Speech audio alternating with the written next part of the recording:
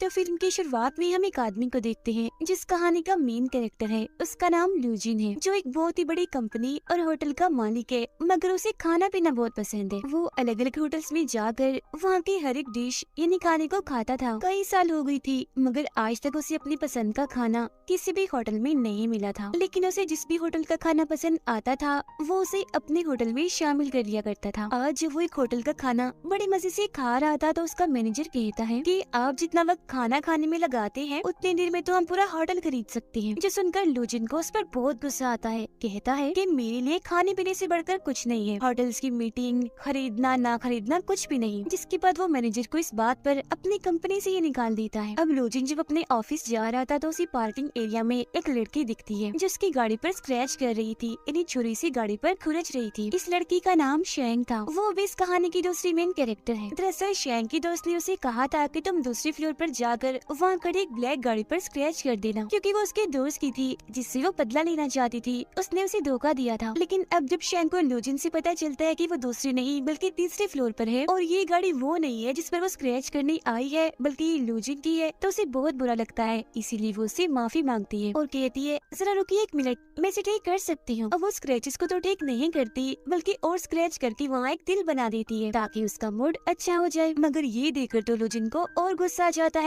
इसीलिए वो यहाँ से चला जाता है। शेंग अपने दोस्त और अपने डॉग के साथ किराए के घर पर रहती है। वो एक काफी बड़े होटल में शेफ थी, मतलब कि वहाँ खाने बनाया करती थी, मगर उसकी डिशेस, उसके खाने किसी को भी पसंद नहीं थे, क्योंकि वो हमेशा पुराने और आम खाने ही बनाया करती थी। शेंग अपने होटल की मैनेजर को पसंद करती थी। मैनेजर भी उसे ऐसा दिखावा करता है जिसे वो भी उससे प्यार करता है। और आज जब शेंग उसे कहती है कि हमें अपनी बात को आगे ले चलना चाहिए, इन्हें शादी कर लेनी चाहिए, तो मैनेजर इसके लिए साफ साफ मना कर देता है और कहता है कि मुझे तुम जैसी सूखी कमजोर लड़कियां नहीं पसंद, मुझे अच्छी सेहत वाली लड़कियां पसंद हैं, तो सॉरी, मैं तुमसे शादी नहीं कर सकता। जो सुनकर शेंग का दिल एकदम टूट जाता है। इसके बाद लूजिन उसी होटल में आता है जहाँ की शेफ शेंग थी। अब होटल के वर्कर्स को पता था कि लूजिन एक बहुत ही बड़ी कंपनी और होटल का मालिक है, और अगर उसे यहाँ का माहौल और खाना पसंद आ गया तो वो इस होटल को भी अपने साथ शामिल कर लेगा। तो इसीलिए होटल के सारे वर्कर्स उसके आगे पीछे हो जाते हैं। लूजिन अपने एक साथी और वर्कर के साथ इस पूरे होटल को चेक करता है, जिसके बाद इस होटल का सीनियर शेफ लू को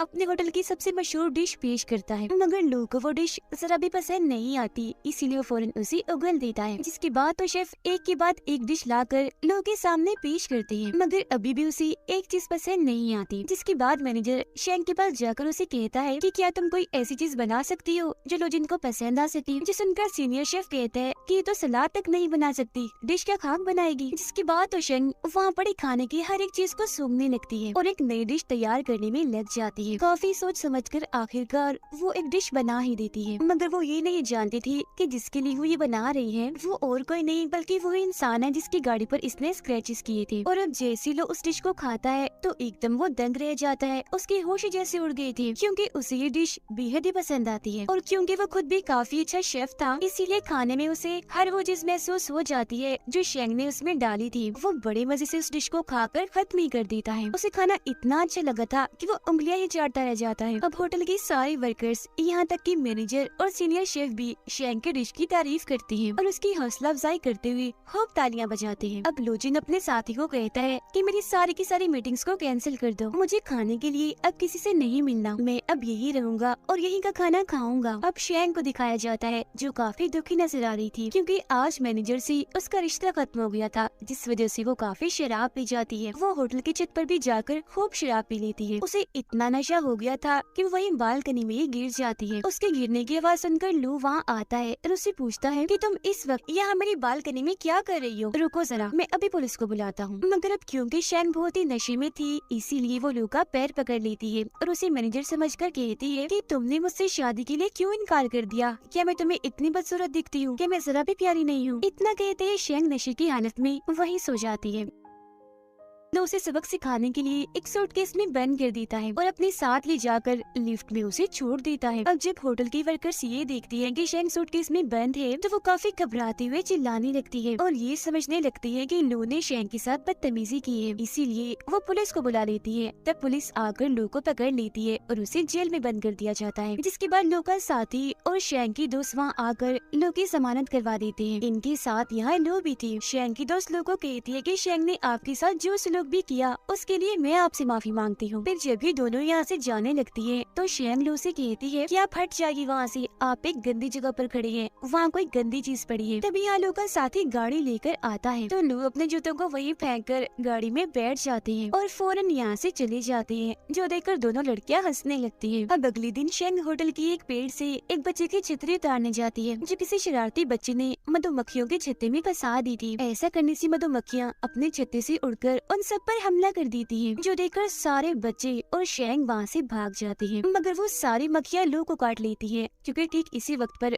वो भी यहाँ से गुजर रहे थे। मक्खियों ने उन्हें काट कर उनका पूरा चेहरा ही सुझा दिया था, इसीलिए शेंग वहाँ आकर एक बार फिर से उनसे माफी मांगती है, जिस पर लू अपने साथी को कहता है कि इसे फौरन एक घड़ी बांध दो, क्योंकि जब जब ये मेरे आसपास होती है तो कोई न कोई मुसीबत आ जाती है या ये खुद ही मेरे लिए खतरा बन जाती है, और अब अगर अगली बार ये मेरे करीब आएगी तो अलार्म बज जाएगा, जिससे मैं चौकन्ना हो जाऊंगा और इससे कहीं दूर चला जाऊंगा। लेकिन अभी भी लू ये नहीं जानता था कि वो जिसके खानों का दीवाना है वो और कोई नहीं बल्कि शेंग ही है। वो इसके लिए मनपसंद खाने बनाती है। यहाँ तक कि शेंग को भी ये बात पता नहीं थी कि उसके डिशेस का जो सबसे बड़ा दीवाना है वो और कोई नहीं बल्कि लू ही है। लू क्योंकि होटल में ही रह रहा था, इसीलिए वो थोड़ी थोड़ी देर के बाद कोई ना कोई डिश बनाने को कहता था, जिसे शेंग बना बना कर उसके लिए बेचती थी। वो एक के बाद एक नई डिश को बनाकर बड़े ही अच्छे तरीके से लू के पास भिजवा दिया करती थी, जिन्हें लू बड़े मजे से बड़े चाव से खाया करती थी। अब इसी रात शेंग के पास होटल का मैनेजर आकर उससे कहता है कि अब मुझे मोटी सेहतमंद लड़कियां पसंद नहीं है, बल्कि तुम जैसे स्मार्ट पसंद है, क्योंकि अब मैं भी जिम जाने लगा हूँ। इसीलिए तुम ऐसा करो, आज रात मेरे साथ मेरे घर चलो, जिसके बाद हम शादी कर लेंगे। उसकी ये बातें सुनकर शेंग को काफी गुस्सा आ गया था, इसीलिए वो उसे काफी बुरा भला कहकर गालियाँ भी देती है और वहाँ से भगा देती है। खुद भी फिर वो वहाँ से चली जाती है। फिर रात में जब वो अपने दोस्त के साथ घर पर थी तो उसे कहती है कि आजकल मैं होटल में बहुत मसरूफ रहने लगी हूँ, मुझे बहुत काम करना पड़ रहा है, क्योंकि मैं अपने होटल के नए मालिक के लिए अलग अलग डिशेस बनाती हूँ ताकि वो खुश हो जाए और मुझे अपने होटल का सीनियर शेफ बना दे। अगले दिन जब कुछ रिपोर्टर्स लोग का इंटरव्यू लेने आते हैं तो शेंग को पता चल जाता है कि अब तक वो जिसको परेशान करती आई है वो बहुत ही बड़ी कंपनी का मालिक है, और ये और कोई नहीं बल्कि वही है जिनके होटल को खरीदने वाला है, मतलब कि होटल का होने वाला मालिक, और यही मेरे खानों का दीवाना भी है। तो इसीलिए आज के खाने में वो लोगों के लिए दिल खोल कर मिर्च मसाला डालती है, ताकि अब की बात वो उसके खाने को पसंद ना करे और ये उसे दूर चली जाए। मगर उसका ये प्लान काम नहीं करता, क्योंकि खाना खाते हुए लू की आंखों से पानी तो आता है तेज मिर्ची की वजह से, मगर उसे खाने का जायका बहुत अच्छा लग रहा था, इसीलिए वो रुकने का नाम ही नहीं ले रहा था, लगातार बस खाता ही जा रहा था। सबसे आखिर में शेंग लू के लिए अपनी तरफ से एक केक बनाकर भेजती है, जिसमें उसने हर वो चीज डाली थी जो लू को बेहद ही पसंद थी। तो जाहिर है ये केक भी उसे बहुत ही पसंद आता है। केक खाने के बाद तो वो इतना दीवाना हो जाता है कि उस शेफ से मिलने के लिए बेताब हो गया था, जो अब तक उसके लिए खाना बनाती आ रही है। मगर शेंग जब उनके सामने जाने से मना कर देती है तो लोग खुद किचन में आ जाते हैं उससे मिलने के लिए, मगर अभी शेंग उनके सामने नहीं आती बल्कि वहाँ से भाग जाती है, क्योंकि उसे डर था कि अगर उसने मुझे देख लिया तो वो मुझे काम से निकाल देगा। थोड़ी देर के बाद जब लोग वॉशरूम में थी तो वहाँ एक चम्मच आकर गिरता है, जिसे कोई वॉशरूम के अंदर से ही नीचे से हाथ डालकर दोबारा उठा लेता है, जो देखकर लू को लगता है कि जरूर यहाँ कोई चोर है, इसीलिए वो वॉशरूम के दरवाजे को लॉक करके वहीं छुप जाते हैं।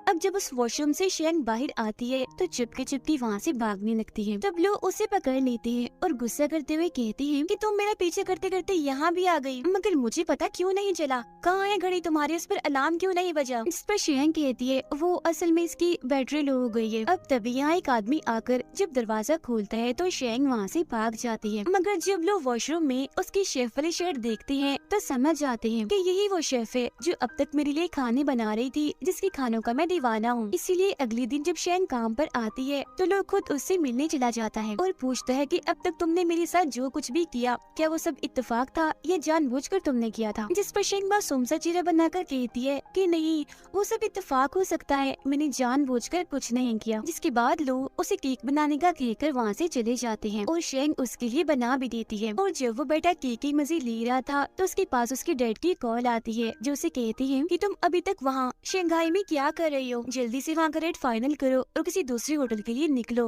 वहाँ पर मत बैठ जाओ। अपने डैड की ये बात सुनकर लू काफी उदास हो जाता है, क्योंकि उसे सिर्फ शेंग के हाथ का ही खाना खाने में बहुत मजा आ रहा था। अगले दिन जब वो कॉल करके शेंग को खाना बनाने के लिए कहता है तो उसे पता चलता है कि आज शेंग नहीं आई, वो तो छुट्टी पर है। इसीलिए वो खाने पीने का सारा सामान लेकर शेंग के घर पहुँच जाता है। वो जब बेल बजाता है तो शेंग ही बाहर आती है, जो उसे घर के अंदर ले जाती है। अंदर आकर वो ये देखकर काफी हैरान रह जाता है कि शेंग ने अपने घर का हाल बहुत ही बुरा बनाया हुआ है, क्योंकि घर का सारा सामान इधर उधर बिखरा पड़ा है। उसे वहाँ शेंग का डॉग भी दिखता है। वो फिर खुद ही सोफे पर रखे कपड़े हटाकर बैठ जाता है। वो टेबल पर बहुत सारी किताबें रख लेता है ताकि खाना वो बड़े आराम से खा सके। लू ने आज शेंग को लॉबस्टर यानी समुद्री झींगा लाकर दिया था पकाने के लिए, जिसके बाद शेंग अपने पूरे दिल से डिश को तैयार करके लू को देती है। और जैसे उसके साथ खाना खाने के लिए बैठती है तो लू कहता है, ओ सॉरी, वो दरअसल खाना मैं अकेला खाता हूँ, मुझे किसी के साथ बैठकर खाना खाने की आदत नहीं है, तो तुम ऐसा